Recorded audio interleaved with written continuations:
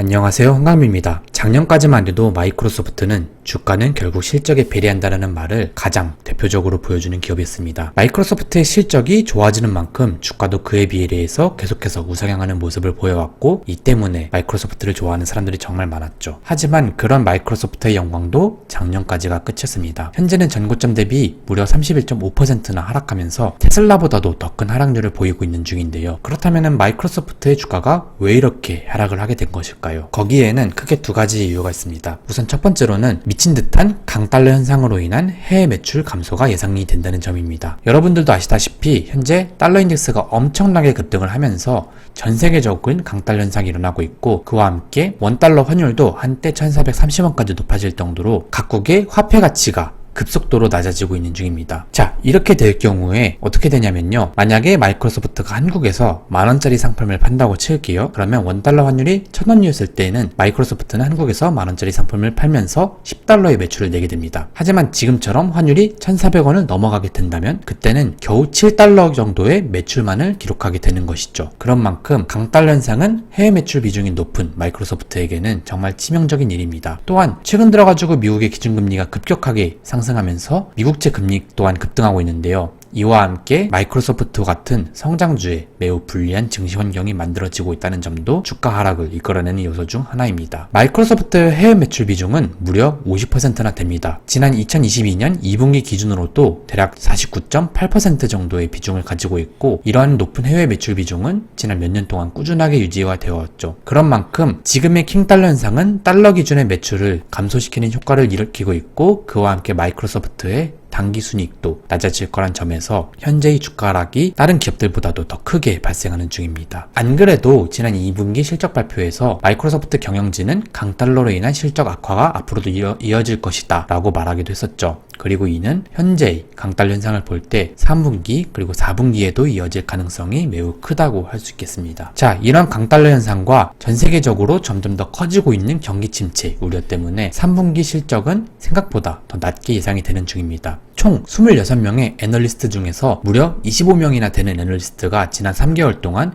3분기 실적의 예상치를 하향시켰고요. 거기에 더해서 3분기 예상 EPS는 주당 2.32달러로 생각보다 작년에 비해서 그렇게까지 크게 성장하는 모습이 나오지 않고 있습니다. 물론 지난 1년 동안 기록했던 EPS에 비해서 크게 낮아지는 모습이 나오지 않았다는 점에서 아직까지는 선방하는 모습이 나오고 있다라고 할 수 있지만, 그동안 마이크로소프트를 대표하던 높은 성장성이 사라졌다는 점에서 이번 3분기 실적은 예상보다 낮아질 것이다 라고 생각을 할 수가 있겠습니다. 강달러 현상으로 인한 성장성 둔화는 이 지표만 보더라도 알 수가 있습니다. 그동안은 10%가 넘게 이어져 오던 마이크로소프트의 분기별 성장률이 이번 3분기 때는 YOY 기준으로 겨우 2.3%, 4분기 때도 4.3%밖에 되지 않는데요. 이처럼 눈에 띌 정도로 둔화된 2022년 성장률은 현재의 마이크로소프트의 주가를 끌어내리는 또 다른 주된 요인이 되고 있죠. 자, 이와 함께 기관들의 목표 주가 하향도 계속해서 이어지는 중입니다. 당장 2분기 실적 발표가 있은 후에 수많은 기관들이 목표 주가를 하향을 하였고요. 그 외에도 8월부터 9월에 이르기까지 많은 기관들이 목표 주가나 매매 의견을 기존보다 내리는 모습을 보여주었습니다. 그러면은 이렇게 주가가 하락한 상태에서 마이크로소프트의 밸류에이션은 현재 어떤 상태일까요? 지금 마이크로소프트의 PE는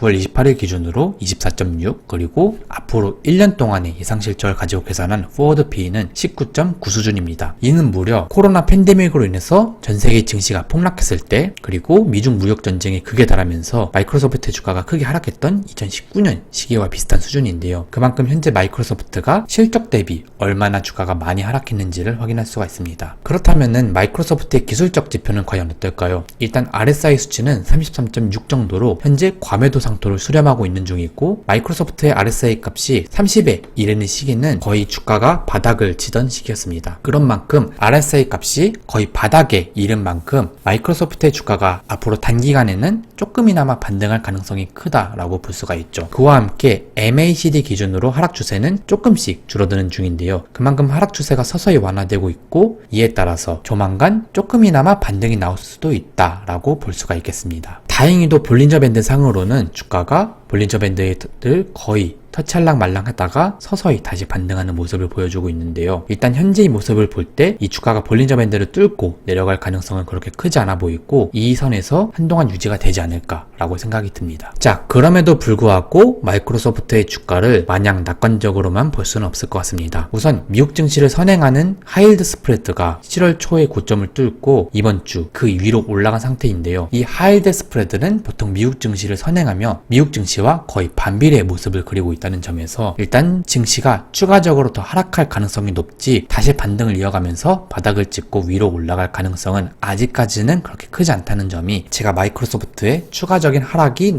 나올 수도 있다라고 보는 이유입니다. 자, 그런 만큼 최악의 경우 마이크로소프트의 주가가 이 200주선까지 거의 220달러까지 떨어질 수도 있다고 일단 판단을 하고 있는데요. 이것은 아마 전 세계 증시 환경을 둘러싼 추가 악재가 나올 경우에 해당이 되는 것이지 일단 현재의 상태에서는 그렇게까지 큰 가능성은 있지 않다고 보고 있습니다. 자, 마이크로소프트 하면은 저는 개인적으로 내부자 매도가 가장 먼저 생각이 됩니다. 작년 말에도 마이크로소프트의 CEO인 사티아 나델라가 주식을 팔았던 게 이 마이크로소프트의 고점이었죠. 당장 이번 9월에만 하더라도 마이크로소프트의 CEO부터 CFO, CMO가 모두 9월 1일, 2일, 그리고 10일 날 주식을 팔았는데요. 이 이후로도 마이크로소프트의 주가가 계속해서 하락하는 모습이 나왔었죠. 그만큼 마이크로소프트 핵심 경영진의 내부자 매도는 아직까지는 주가 하락의 스포일러였다라고 판단이 됩니다. 마이크로소프트의 공매도 비율은 9월 15일 기준으로 0.59%입니다. 이것은 미국 증시 전체를 따져볼 때도 정말 낮은 비율인데요. 주가가 최근 들어가지고 계속해서 하락하고는 했지만 공매도 잔고 수량이 그렇게까지 크게 늘지는 않았다는 점에서 일단은 공매도에 대해서는 별로 걱정할 부분이 없어 보입니다. 그러면 마지막으로 마이크로소프트의 투자자 포지션을 한번 살펴보도록 하겠습니다. 지속적으로 하락한 주가 때문에 사실 마이크로소프트의 투자자들은 거의 대부분이 현재 물려있는 상태입니다. 이 시뻘건 것들이 모두 물려있는 투자자를 의미하는데요. 정말 다행인 점은 이렇게 물리더라도 마이크로소프트에 투자하고 있는 분들이 주식을 아직까지는 많이 팔지 않았다는 점이죠. 현재 투자자 평균 평단가는 271.8달러이며 현재의 주가는 237.5달러 정도를 그리고 있습니다. 그런 만큼 앞으로 마이크로소프트가 다시 상승하기 위해서는 이렇게 엄청나게 쌓인 매물대를 소화해야 되는 상황인데요. 다행히도 마이크로소프트의 투자자들이 지금까지 주식을 팔지 않았다는 점에서 주가가 올라가더라도 주식을 던질 확률은 아직까지는 커 보이지 않습니다. 자, 이렇게 해서 강달러 현상과 마이크로소프트의 3분기 예상 실적 그리고 마이크로소프트를 둘러싸고 있는 다양한 보조 지표들에 대해서 알아봤는데요. 일단 마이크로소프트를 괴롭히는 킹달러 현상이 언제 끝날지가 우리 주주들에게는 가장 큰 관건이 될 것으로 보입니다. 그와 함께 한 달 정도 남은 3분기 실적 발표에서 과연 3분기 실적이 어떻게 나오는지 그리고 4분기 가이던스가 어떻게 나올 것인지를 꼭 살펴보는 것이 중요하고요. 아직까지는 미국의 강달러 현상이 그렇게 크게 꺾이는 모습이 나오지 않았기 때문에 한동안은 앞으로도 보수적 관점을 가지는 것이 주주들의 입장에서 좋을 것 같습니다. 네, 이상으로 마이크로소프트에 대해서 다뤄본 영상이었고요. 제 영상이 마음에 드셨다면 좋아요와 구독 많이 부탁드립니다. 감사합니다.